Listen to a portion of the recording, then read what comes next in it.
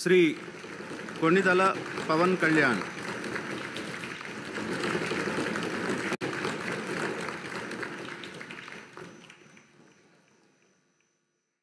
కొణిదల పవన్ కళ్యాణ్ అనే నేను శాసనసభ సభ్యుడిగా ఎన్నికైనందున శాసనం ద్వారా నిర్మితమైన భారత రాజ్యాంగం పట్ల నిజమైన విశ్వాసం, విధేయత చూపుతానని, భారతదేశ సార్వభౌమాధికారాన్ని, సమగ్రతను కాపాడుతానని, నేను స్వీకరించబోయే కర్తవ్యాన్ని శ్రద్ధాశక్తులతో నిర్వహిస్తానని దైవ సాక్షిగా ప్రమాణం చేస్తాను.